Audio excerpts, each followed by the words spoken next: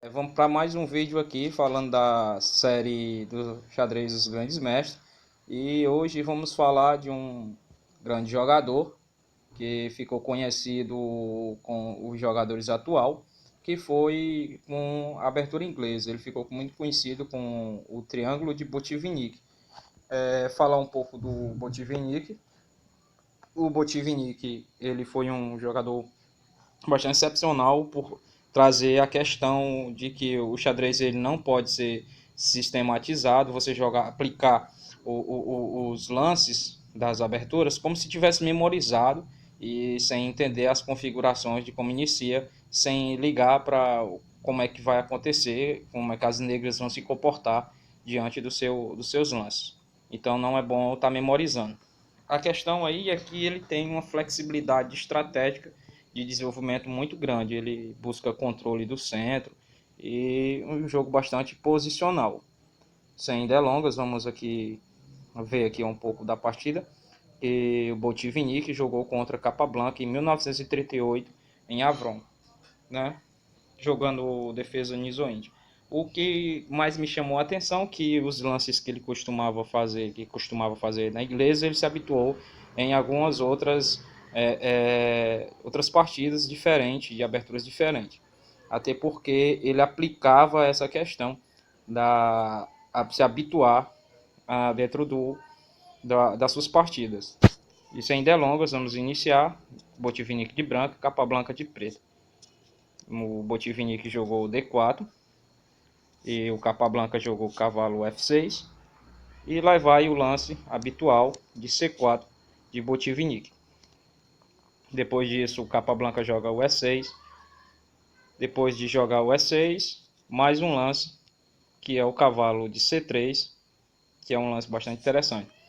O Capablanca joga o bispo B4, tentando evitar alguma coisa, mas o Botvinnik joga o E3, que também é um lance bastante usual dentro do estilo dele, que depois ele pensa em jogar F3 para jogar o F4, né? Mas aí depois disso ele está fortalecendo o centro para poder ficar com esse centro durante toda a partida, e o Capablanca já percebeu isso e jogou direto o D5.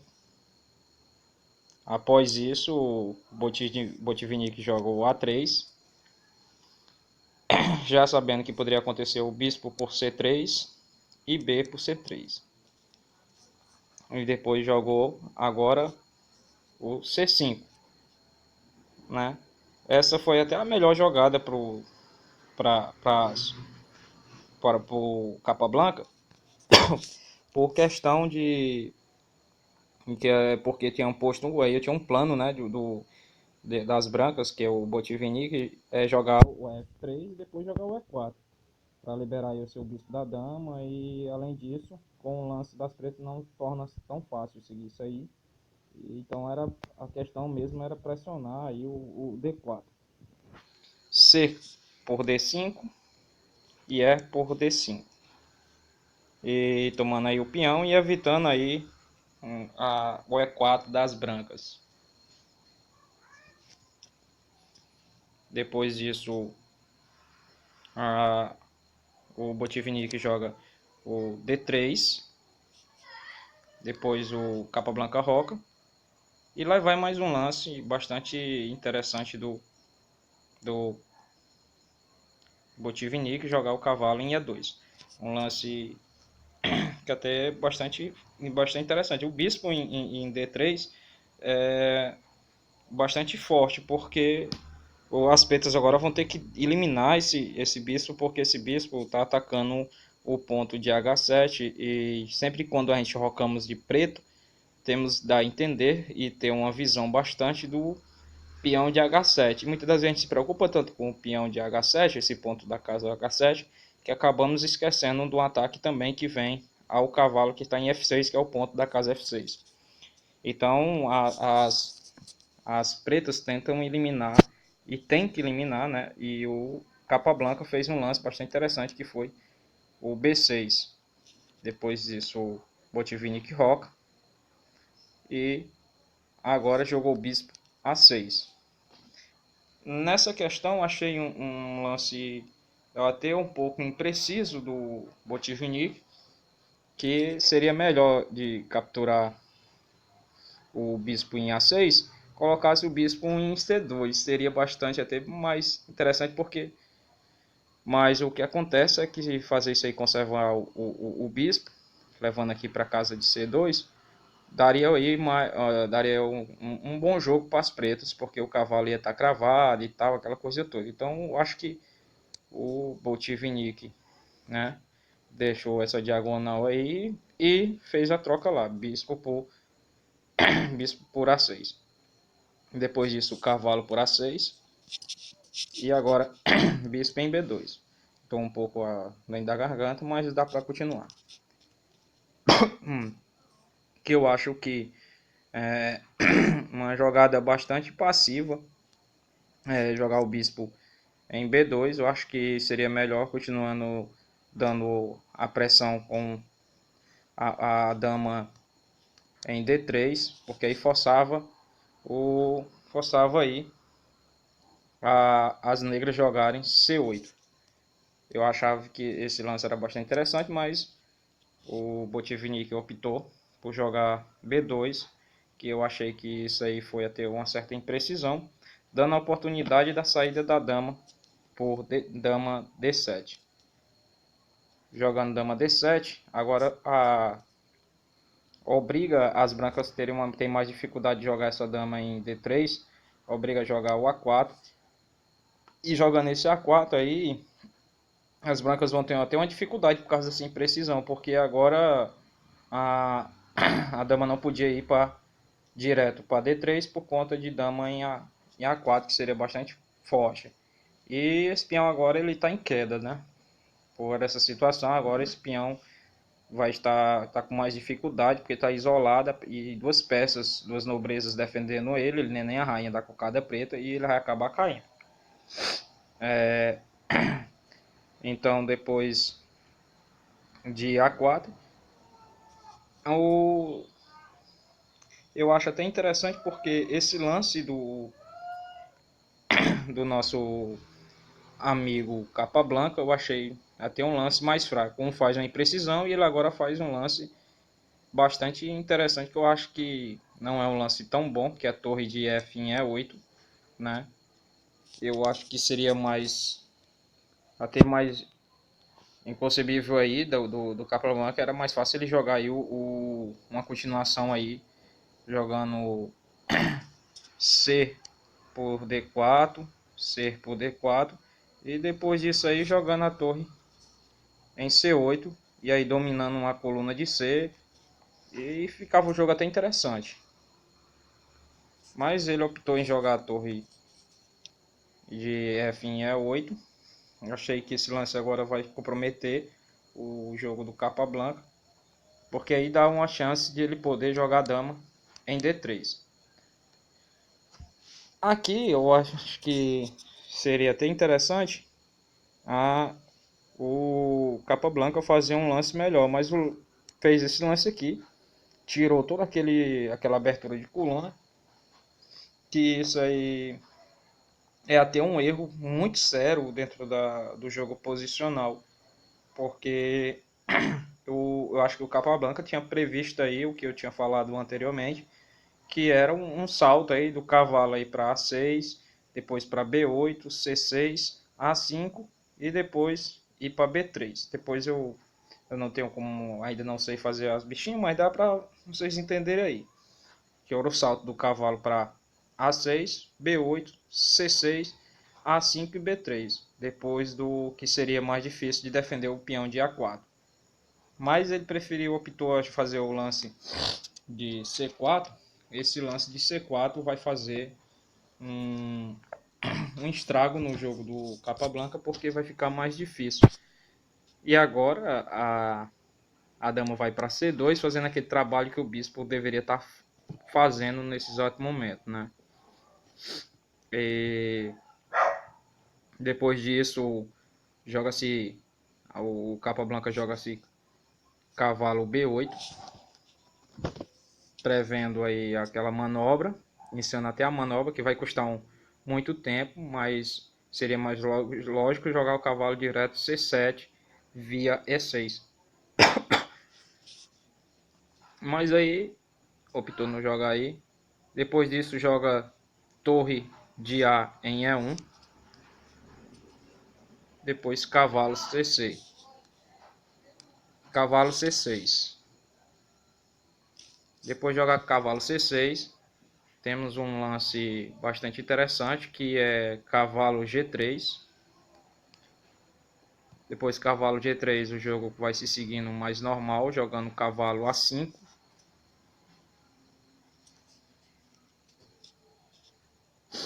Depois de cavalo A5, joga o F3 com aquela visão que falei do início, para depois jogar o E4.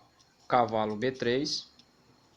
E agora, depois que jogar o E4, tem dama captura o A4. Que agora o peão caiu. Após isso tem E5.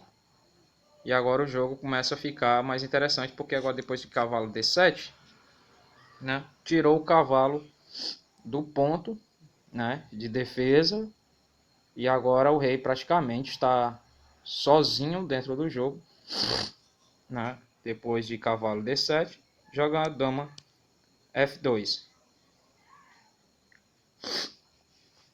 Que agora tem, aqui agora no, aqui eu esqueci de mostrar isso aqui, que agora não tem essa ameaça de cavalo em C5. Não tem mais ameaça de cavalo C5. Então depois disso, joga-se o G6, né? Jogou o G6, tentando bloquear alguma coisa aí, que eu não sei o que é. F4, depois F5, opa, F5. E agora temos um passante. E esse lance é bastante interessante, porque depois que captura F6, cavalo por F6, cavalo por F6. Temos agora o F5. Aí torre captura em E1, torre por E1, torre por E1 e agora torre E8. Eu acho que nessas trocas aqui o Capablanca calculou mal, né? Eu acho que ele considerou aí essas trocas aí de peças que ele achava que ia se beneficiar, só que ele não esperava esse lance que era torre em E6, né? Porque depois de torre em E6, se jogar cavalo em E4, né? Tem cavalo captura em E4, D captura em E4 e F captura em G6 e aqui ganhando o jogo. Se jogar em G4, né? Jogar em G4, torre ou a dama vai para E2 com uma vantagem muito boa. Então, o mais interessante foi capturar em E6. Depois de capturar em E6,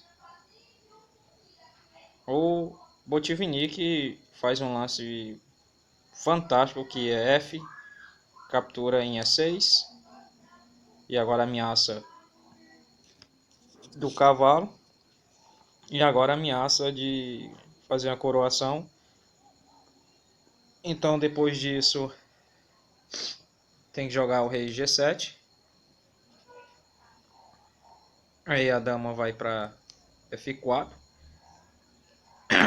E agora a dama vai ter que voltar, porque tem que segurar o jogo. Dama em E8 para segurar o jogo. Depois disso, se joga dama em E5, dama E7, e agora vem um lance fantástico do Botvinnik, que é mais um, aqui um sacrifício, ganhando o material, jogando em A3. Eu acho que essa jogada foi a jogada que garantiu toda a partida, porque depois disso aí não tinha mais o que acontecer, mas aí o Capablanca não preveu e teve que capturar. Depois disso, dama, né? Dama capturar em A3. O cavalo, mais outro lance fantástico, eu quero cavalo H5, cheque. G captura H5. Depois de G captura H5, dama G5 cheque, rei F8, rei F8, dama F6 cheque, rei G8, e agora joga o E7. E aqui o Capablanca desesperadamente tenta fazer alguma coisa aqui que sempre a galera gosta de dizer que quando tá em desespero empurra da cheque, né? Então, opa, aqui não, é em C1. Dama C1, rei F2, e aqui começa uma sequência de cheque. E só que o Botvinnik já estava esperando esse fantástico aí, tentando aí dar uma temporada. Dama C2. Ai, eita, gripezinha boa. Dama C2 cheque. E o rei vai para G3 tranquilamente. Dama D3, dando mais outro cheque. Rei vai pagar 4. E depois disso, dama E4. Não seria interessante agora, né? Mas agora é bom que capturar o H5.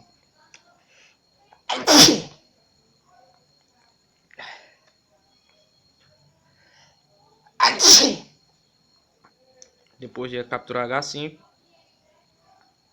tem aí o lance de dama E2 cheque. Depois disso, o rei H4, dama E4 cheque. Aí joga o G4. E agora isso é mais interessante, porque agora depois de dama em A1 cheque, o rei vai bem devagarzinho aqui para H5 e não tem mais nenhum cheque. E aqui o Capablanca abandona a partida, porque ou ele captura o peão, né? Ou ele captura esse peão aí que está ameaçando o mate com a coroação. Então o Capablanca resolveu abandonar. Então, apesar de eu estar um pouco gripado e como eu ainda não sei editar um vídeo para tirar essas coisinhas que acontecem, eu não deixar assim mesmo, com gripe, com tudo. Mas o vídeo aí é para que vocês entendam que quando você for atacar o rei do seu adversário, tem que tirar todas as peças defensoras do seu adversário e deixar para bem longe. Então fica aí uma partida aí muito boa do Botvinnik e o Capablanca. No próximo vídeo veremos mais outra partida desses grandes mestres. Valeu aí, até o próximo vídeo.